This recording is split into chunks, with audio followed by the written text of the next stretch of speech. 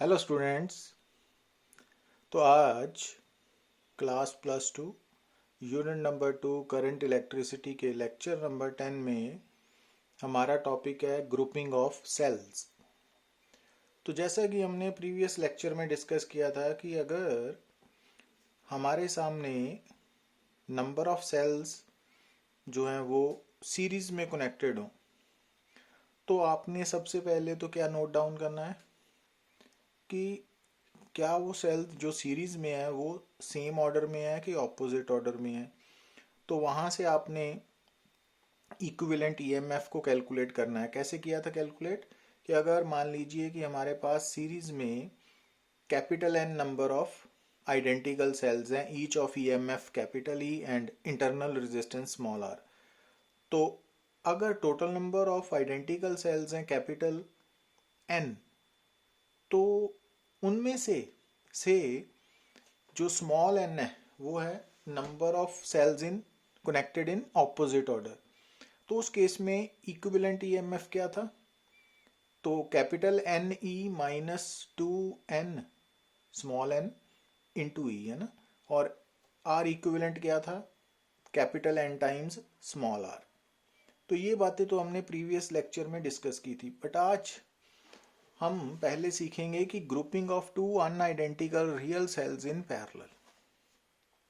तो जैसा कि आप देख रहे हो कि सर्किट में दो पॉइंट्स है ए एंड बी, तो इनके बीच में दो सेल्स आपको नजर आ रहे हैं जो इन पैरेलल कनेक्टेड है। और अनआइडेंटिकल मींस दोनों का ईएमएफ डिफरेंट है, इंटरनल रेजिस्टेंस भी अलग है ना, डिफरेंट है। तो अब मान लीजिए कि ये जो दो सेल्स का कॉम्बिनेशन है, पैरेलल कॉम्बिनेशन है, ये एक्सटर्नल रेजिस्टेंस कैपिटल आर को कितना करंट प्रोवाइड कर रहा है? Capital I.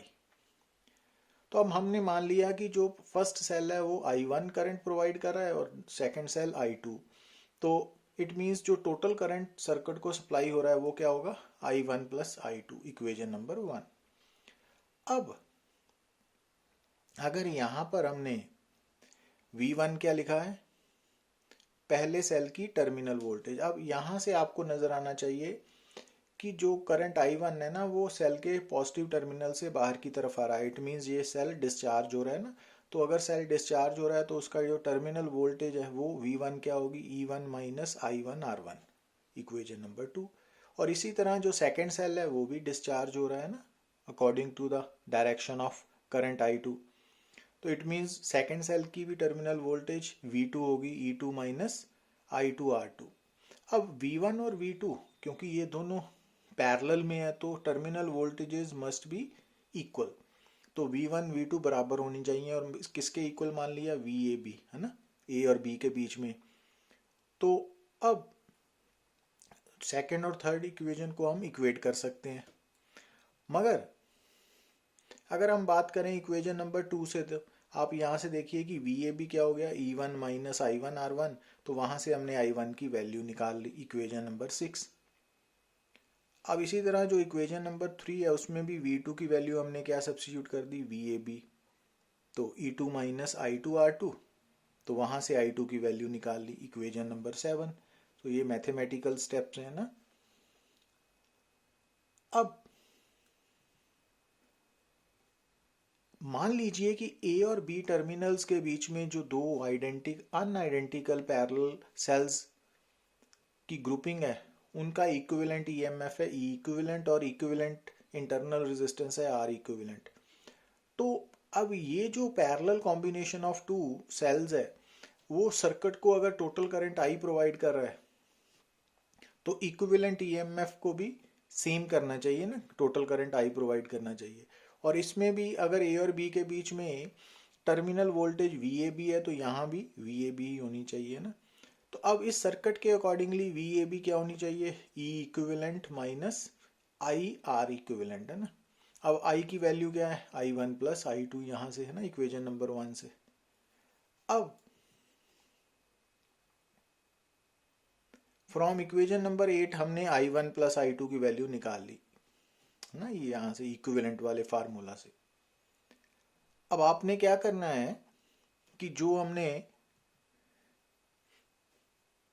I1 की value from equation number 6, I2 की वैल्यू फ्रॉम इक्वेशन 7 है, वो यहाँ पे सब्स्टिट्यूट कर देनी है ना।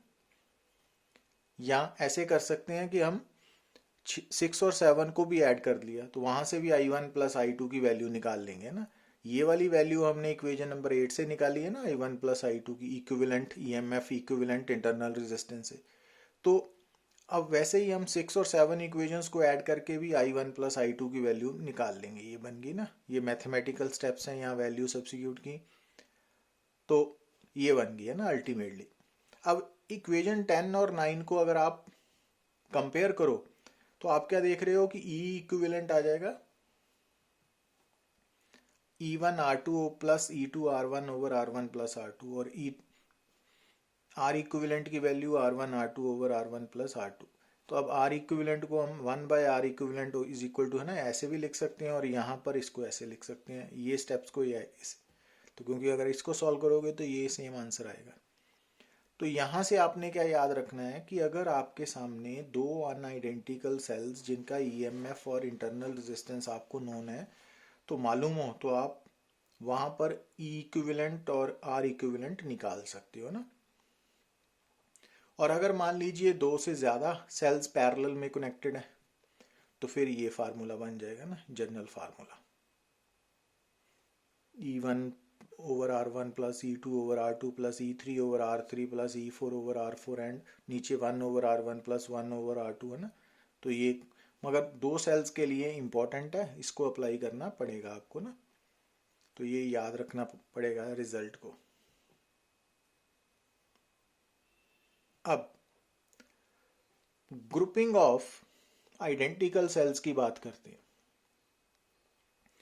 तो मान लीजिए कि हमारे पास आइडेंटिकल सेल्स हैं, ईच सेल की इंटरनल रेजिस्टेंस स्मॉल r है, EMF कैपिटल E है, और वो सारे सीरीज में कनेक्टेड है और उनका total number in series small m है ना, और सेम ऑर्डर में है।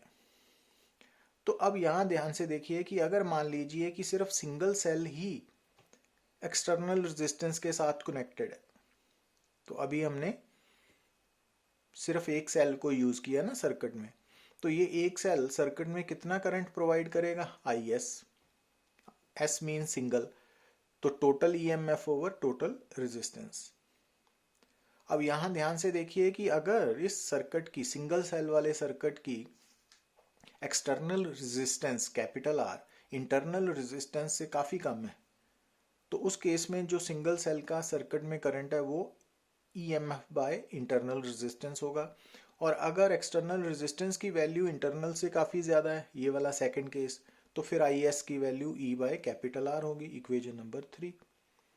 पर अगर हमने M सेल्स को सेम ऑर्डर में सीरीज में कनेक्ट किया जैसे यहाँ पे, तो अब जब सीरीज में सेम ऑर्डर में सारे सेल्स कनेक्टेड हैं तो टोटल EMF तो क्या होगा, सारे EMFs का सम आ जाएगा ना। अब क्योंकि आइडेंटिकल सेल्स है तो यहाँ पे टोटल EMF इक्विवेलेंट EMF क्या बनेगा, M टाइम्स E। और सीरीज में टोटल इंटरनल रेजिस्टेंस कैसे निकालते हैं, सारी इंटरनल रेजिस्टेंसेस का सम, तो वो कितनी आ जाएगी, MR, ठीक है ना, क्योंकि M नंबर ऑफ सेल्स है, MR। अब टोटल इंटरनल रेजिस्टेंस MR है, एक्सटर्नल R है, और टोटल EMF ME है, तो यहाँ पे सब्स्टिट्यूट करके टोटल करंट निकाल सकते हैं ना, क्योंकि किसी भी सर्किट में जो total current supplied by source of EMF और EMFs है वो total EMF over total internal resistance plus total external resistance होता है ना। तो ये बन गया। अब यहाँ से हमने M कॉमन निकाल के ये फॉर्म ले लिया ना 4। अब स्पेशल केसेस देखें कि अगर मान लीजिए कि इस केस में एक्सटर्नल रेजिस्टेंस की वैल्यू इंटरनल से काफ़ी कम है, तो इक्वेशन नंबर 4 से I की वैल्यू क्या आ जाएगी, E बाय R, क्योंकि ये तो निगलेक्ट होगी ना टर्म, तो IS। तो इट मीन्स अगर मान लीजिए आपने एक सर्किट में identical M number of cells को कनेक्ट किया हुआ है और उस सर्किट की एक्सटर्नल रेजिस्टेंस की वैल्यू इंटरनल से काफ़ी कम है, तो वो सेल्स इन सीरीज मिलके भी उतना ही करंट सप्लाई करेंगे सर्किट को जितना सिंगल सेल करेगा ना। तो इट मीन्स सीरीज में कनेक्ट करने का कोई यूज नहीं होगा ना हमें, क्योंकि सिंगल सेल से भी उतना ही करंट मिलेगा। तो इट मीन्स और दूसरी तरफ अगर capital R much greater than internal resistance है तो फिर सीरीज कॉम्बिनेशन में आई की वैल्यू सिंगल सेल से m टाइम्स होगी। तो इट मीन्स ये यूजफुल होगा कंसेप्ट। मीन्स अगर हमारे पास नंबर ऑफ आइडेंटिकल सेल्स हैं और external resistance internal resistance of cell से काफ़ी ज़्यादा है तो उस वक्त हमें सर्किट में करंट मैक्सिमम ऑब्टेन करने के लिए सेल्स को इन सीरीज कनेक्ट करना चाहिए। ठीक है ना। तो सेल्स को सीरीज में कब कनेक्ट करना चाहिए कि अगर आपके सर्किट की एक्सटर्नल रेजिस्टेंस इंटरनल से काफ़ी ज़्यादा है तो आपको फ़ायदा होगा ना। तो ये कंडीशन भी याद रखनी है। अब यही बात देखिए आप, अब जैसा कि हमने पीछे पढ़ा कि जब नंबर ऑफ सेल्स पैरेलल में कनेक्ट होते हैं तो जो इक्विवेलेंट ईएमएफ है वो कैसे निकालते हैं, याद है ना आपको, E1/R1 plus E2/R2 plus E3/R3 over 1/R1 plus 1/R2 and so on. अब मान लीजिए कि हमारे सामने small N number of identical cells हैं, हर सेल की, हर एक सेल की इंटरनल रेजिस्टेंस स्मॉल आर है, ईएमएफ कैपिटल ई है। तो उस केस में अगर हम इक्विवेलेंट रेजिस्टेंस निकालें तो आप क्या नोट कर रहे हो, E1/R1 plus E2/R2 N terms आ गई ऐसे ही नीचे वाली। तो इनको सॉल्व किया तो E मीन्स, तो अल्टीमेट रिजल्ट क्या होगा कि अगर आपके सामने आइडेंटिकल सेल्स हैं और हर सेल की इंटरनल रेजिस्टेंस E है, सॉरी स्मॉल आर है, और इंटरनल रेजिस्टेंस स्मॉल आर है और EMF E है, तो मान लीजिए कि आपके पास आइडेंटिकल सेल्स हैं, ईच सेल की जो इंटरनल रेजिस्टेंस है वो स्मॉल आर है, ईएमएफ कैपिटल ई है, और जो सेल्स हैं उनका टोटल नंबर स्मॉल एन है, और वो सारे cells identical cells in parallel connected हैं। तो उस केस में ई इक्विवेलेंट की वैल्यू सिंगल ईएमएफ के इक्वल होगी ना,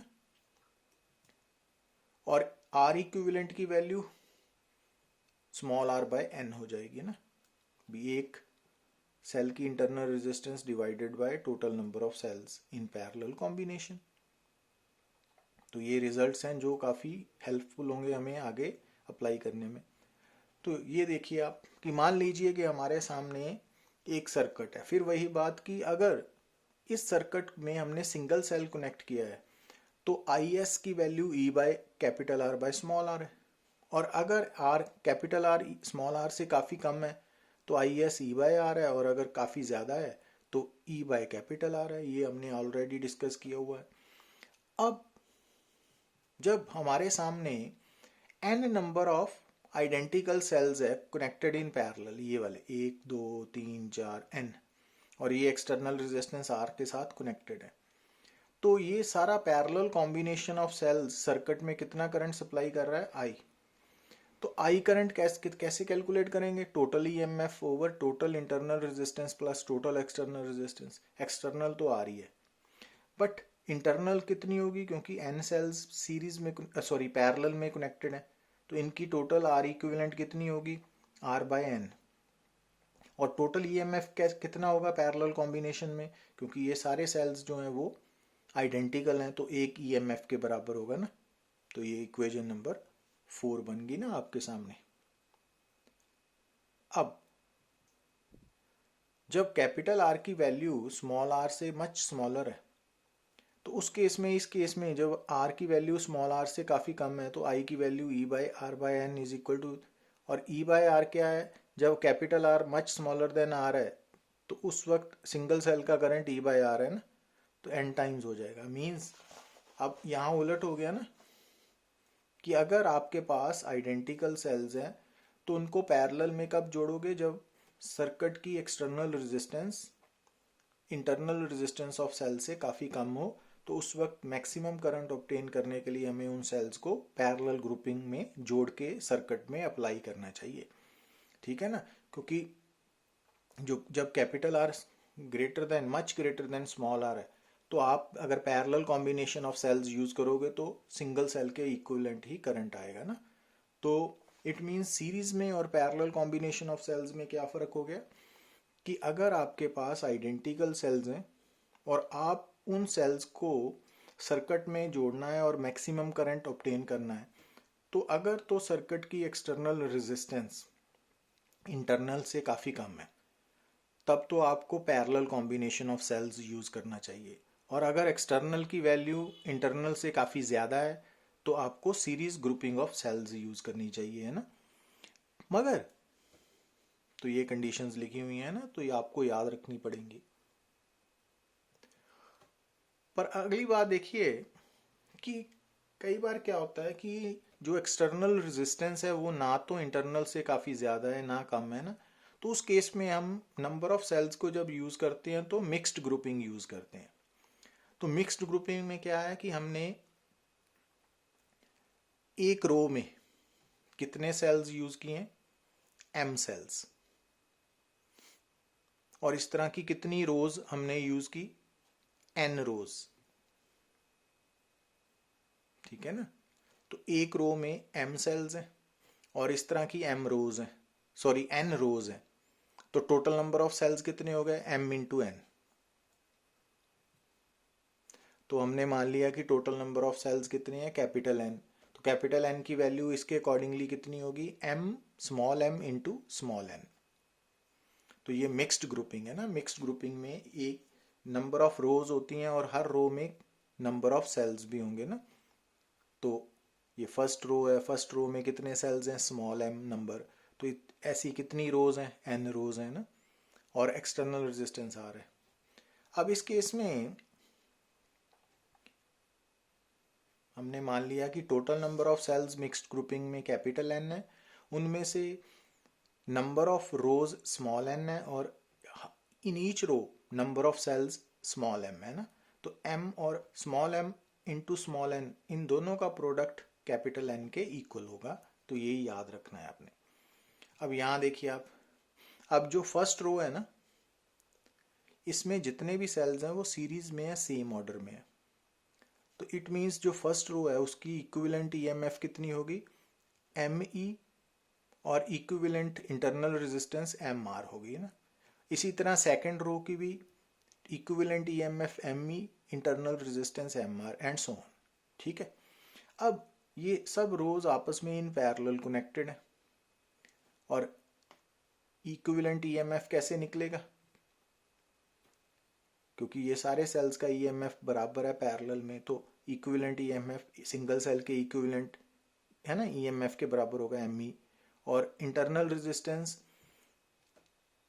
हर सेल की कितनी है, एम आर, और कुल कितने पैरेलल में सेल्स कनेक्टेड हैं, एन। तो इट मीन्स जो number of cells connected in parallel combination है वो एन है ना, और ईच सेल की इंटरनल रेजिस्टेंस एम आर है ना यहाँ पे इस सेकंड पॉइंट पे। तो इट मीन्स जो इक्विवेलेंट इंटरनल रेजिस्टेंस है वो क्या होगी, एम आर बाय एन। तो अब सर्किट की टोटल इंटरनल रेजिस्टेंस क्या होगी, एम आर बाय एन। तो एक्सटर्नल आर है और इक्विवेलेंट ईएमएफ एम ई है, तो टोटल करंट कितना हो जाएगा, total EMF over this one. तो यहाँ वैल्यू सब्स्टिट्यूट की ना, अब एन और एम का प्रोडक्ट कैपिटल एन है। अब करंट मैक्सिमम पर्पस तो क्या है कि मिक्स्ड ग्रुपिंग में भी हमने ऐसे सेल्स को चूज करके कनेक्ट करना है, सीरीज और पैरेलल कॉम्बिनेशन बनाना है कि जो मैक्सिमम करंट ऑब्टेन हो सके। तो मैक्सिमम करंट के लिए जो डिनोमिनेटर है दैट मस्ट बी मिनिमम।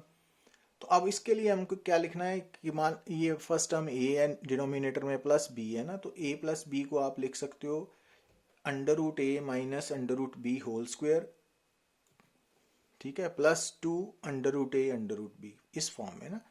तो ऐसे करने से क्या हो गया कि ये जो स्क्वायर वाली टर्म है ये मिनिमम, डिनोमिनेटर मिनिमम कब होगा, जब ये स्क्वायर वाली टर्म जीरो हो जाएगी ना। तो वहां से हमने कंडीशन क्या निकाल ली कि capital R M R by N है, मीन्स अब लेफ्ट हैंड साइड क्या है, external resistance, right hand side क्या है, मिक्स्ड ग्रुपिंग की इंटरनल रेजिस्टेंस। तो मीन्स अगर आप चाहते हो कि आप मिक्स्ड ग्रुपिंग में मैक्सिमम करंट ऑब्टेन करो, तो आपको जो total number of cells available है उनमें से कितने सेल्स एक रो में कनेक्ट करने हैं सीरीज में और कितनी रोज पैरेलल में कनेक्ट करनी है, तो वो ऐसे करना पड़ेगा कि जो टोटल इंटरनल रेजिस्टेंस कॉम्बिनेशन की है, मिक्स ग्रुपिंग की है, वो एक्सटर्नल के इक्वल हो ना। तो ये, और जब ये टर्म ब्रैकेटेड टर्म जीरो होगी तो आई मैक्सिमम होगा, और कितना होगा, तो हमने सॉल्व किया ना ये, तो ये जीरो है तो एन ई ओवर ये वाली टर्म है ना, यहाँ पे कैपिटल आर की वैल्यू सब्स्टिट्यूट कर दी तो ये बन गया, तो ये आंसर आ गया N E over two M are.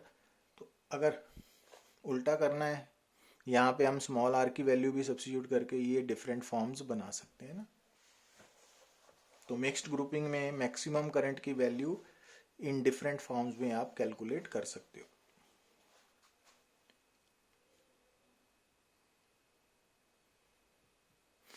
अच्छा, तो इससे पहले हम अपने प्रीवियस लेक्चर में ये बात ऑलरेडी कर चुके हैं कि जो थर्मल इफेक्ट ऑफ करंट है, जिसको हीटिंग इफेक्ट ऑफ करंट भी बोलते हैं, तो उसके बेस्ड कई तरह के हमारे पास इलेक्ट्रिकल अप्लाइंसेज हैं, जैसे बल्ब है, गीज़र है, हीटर है, अपना फैन है, टोस्टर है, ओवन है, प्रेस है, केटल है।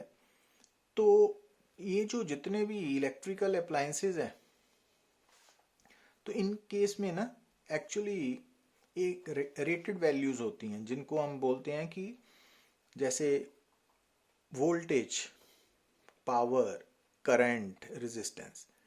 तो हर इलेक्ट्रिकल अप्लायंस के केस में आपने ध्यान रखना है कि जो रेटेड वैल्यूज दी हों, तो वो अगर वोल्टेज दी है, पावर दी है, करंट दिया है, वो मैक्सिमम होंगी ना। तो रेजिस्टेंस तो फिक्स होगी। तो वोल्टेज, पावर और करंट ये मैक्सिमम हो गए। मींस मैक्सिमम मींस कि अगर उस अप्लायंस में से इलेक्ट्रिक करंट जो एक्चुअली पास कर रहा है, अगर उसकी वैल्यू आई मैक्सिमम से ज़्यादा हो गई, तो वो अप्लायंस डैमेज हो जाएगा ना, बल्ब है तो फ्यूज़ हो जाएगा। तो अगर इलेक्ट्रिक पावर की वैल्यू जो उस अप्लायंस में एक्चुअली प्रोड्यूस हो रही है, अगर वो पावर पी मैक्सिमम से ज़्यादा है, तो अगेन डैमेज हो जाएगा, फ्यूज़ हो जाएगा, बल्ब है तो। या अगर वोल्टेज की वैल्यू वी की वैल्यू वी मैक्सिमम से ज़्यादा है, तो डैमेज हो जाएगा। तो आपने ध्यान क्या देना है कि आप जब हम प्रॉब्लम्स डिस्कस करेंगे तो क्लैरिटी होगी कि हर अप्लायंस जो है ना, उसके साथ कुछ रेटेड वैल्यूज गिवन होती हैं। तो वहाँ से वो वैल्यूज, अगर वोल्टेज है, पावर है, करंट है, तो वो मैक्सिमम है, तो मैक्सिमम सेफ वैल्यूज है ना। और रेजिस्टेंस है, और इनका आपस में रिलेशन क्या है वो तो आपको मालूम ही है, क्योंकि पावर वी आई होती है, तो वी मैक्सिमम आई मैक्सिमम है। P maximum V maximum square by R है ना, क्योंकि power V square by R होती है, तो वी मैक्सिमम। तो ये जो तीन फार्मूलाज हैं, तो अगर आपको किसी भी अप्लायंस की रेटेड वैल्यू दी हुई है, चाहे वो वोल्टेज है, चाहे पावर है, चाहे करंट है, तो वहाँ से आप रेजिस्टेंस निकाल सकते हो ना। तो ये वाला फार्मूलाज है, तो ये माइंड में रखना है।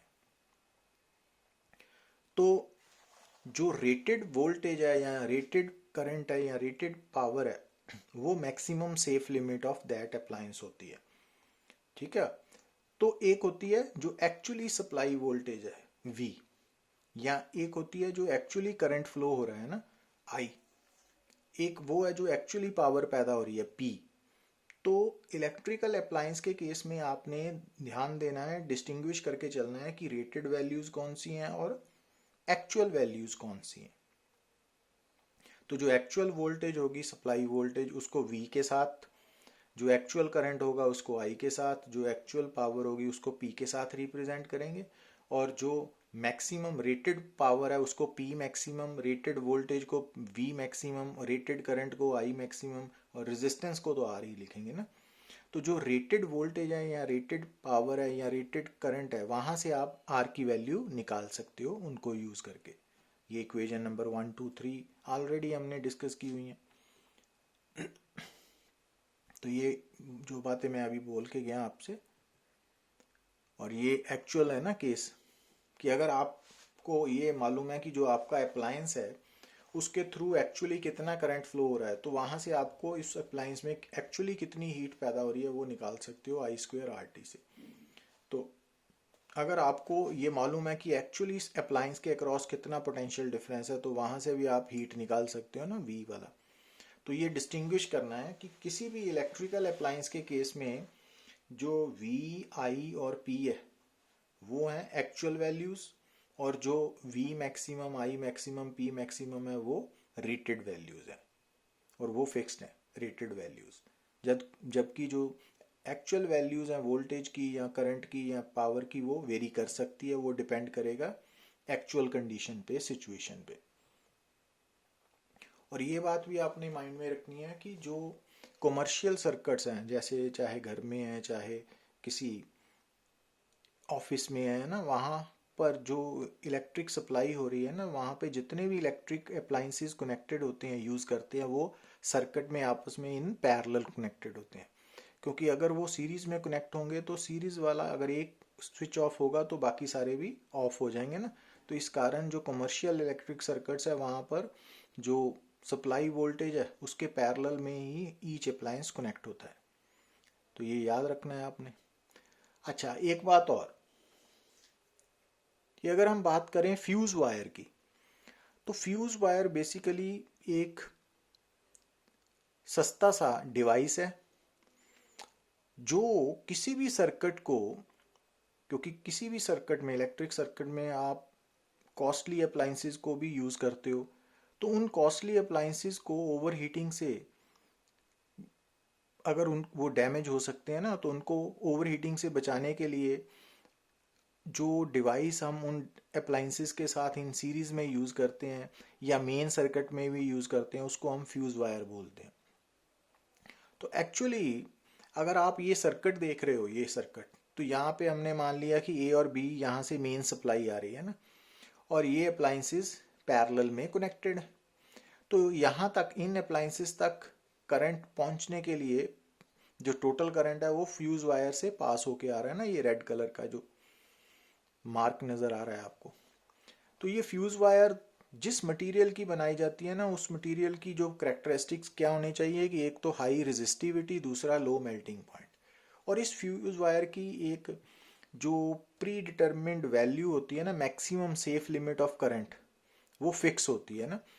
तो जब गलती से या सप्लाई वोल्टेज के इंक्रीज करने से अगर मान लीजिए कि फ्यूज वायर में करंट उसकी जो सेफ लिमिट है उससे ज़्यादा बढ़ गया, तो ये फ्यूज वायर में जो हीट पैदा होगी वो इतनी ज़्यादा होगी कि वो इसको मेल्ट कर देगी ना। और मेल्ट करने के बाद जब फ्यूज वायर मेल्ट होके तो सर्किट ब्रेक कर गया ना, तो सारे अप्लाइंसेस जो हैं वो सेफ हो जाएंगे। तो अब ये जो फ्यूज वायर है, तो ये जो फ्यूज वायर है ये सर्किट में हमेशा इन सीरीज में कनेक्ट होगी ना, ताकि जो करंट आगे जाना है वो इससे पास होके जाए। अब जो फ्यूज वायर है इसका जो मैक्सिमम करंट लिमिट है वो कौन डिसाइड करता है ना। तो मान लीजिए कि हमारे पास फ्यूज वायर जो है वो एक सिलेंड्रिकल शेप में है, उसकी लेंथ एल है, रेडियस आर है और रेजिस्टिविटी रो है।